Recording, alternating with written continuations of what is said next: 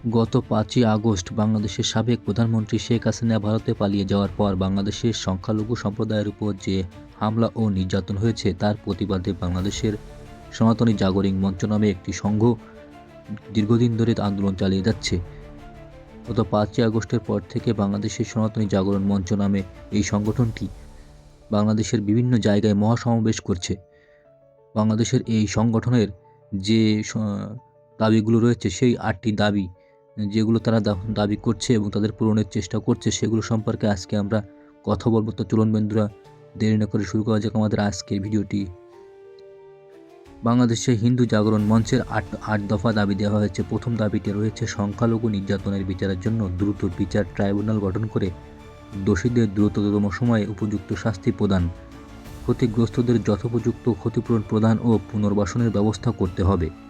2 নম্বরে রয়েছে অবিলম্বে সংখ্যালঘু সুরক্ষা আইন প্রণয়ন করতে হবে। 3 নম্বরে সংখ্যালঘু বিষয়ক মন্ত্রণালয় গঠন করতে হবে। 4 নম্বরে হিন্দু ধর্মীয় কল্যাণ ট্রাস্টকে হিন্দু ফাউন্ডেশনে উন্নীত করতে হবে।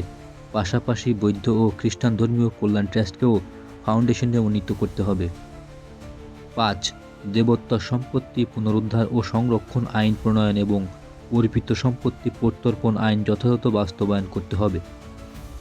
6 নম্বরে রয়েছে সরকারি বেসরকারি বিশ্ববিদ্যালয় ও বিশ্ববিদ্যালয় কলেজের সংখ্যালঘু শিক্ষার্থীদের জন্য উপাসনালয় নির্মাণ এবং প্রতিটি হোস্টেল প্রার্থনা কক্ষ বরাদ্দ করতে হবে।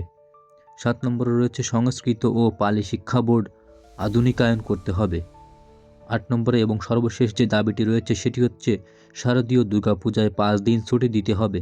পাশাপাশি প্রতিটি সংখ্যালঘু সম্প্রদায়ের প্রধান ধর্মীয় উৎসবে প্রয়োজনীয় ছুটি দিতে হবে।